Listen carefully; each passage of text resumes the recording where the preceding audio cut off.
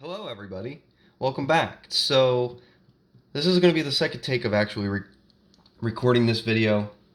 The first time I recorded was 10 minutes, so everything's going to be distilled really quickly.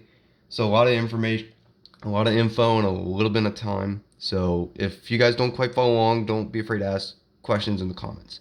So, first of all, this is the valve. The valve design has changed throughout time, mostly trying to reduce friction by reducing the amount of area that's scrubbing on the surface. Structural integrity is moderately important, but reducing friction is the biggest thing. And that's what this design encompasses. If you guys want, you could copy these designs. I'm not going to post the video with the files. I want you guys to get creative in a CAD software and come up with these. Next step, piston.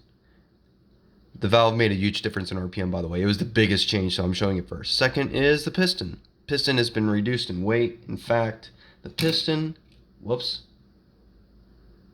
an astounding 2.75 grams, which is nothing.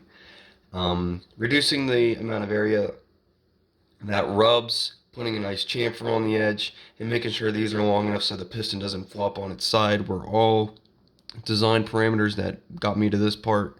Although the piston that's in the engine is a little different. As you can see, this one broke. So, yep.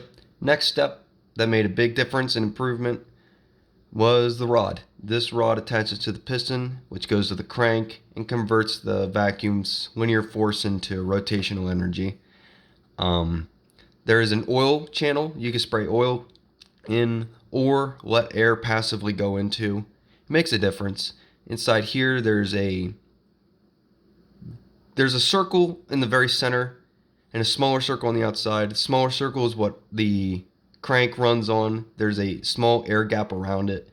This reduced friction and allowed oil to get into this part much better than it would have otherwise. And yeah, just trying to make this light while retaining strength and making it out of ABS was a huge difference. Here's a PLA one. As you can see, the hole on the end got a little melty and kind of got a little stretched out. So make sure you make that out of parts that material that won't melt. Here's the counterbalance. You have your piston and rod. This is the part that directly converts linear to rotational inertia, or rotational energy, my bad. It spins. It's got a counterbalance. This is the crank, essentially. And yeah, it just converts the linear motion into rotational motion.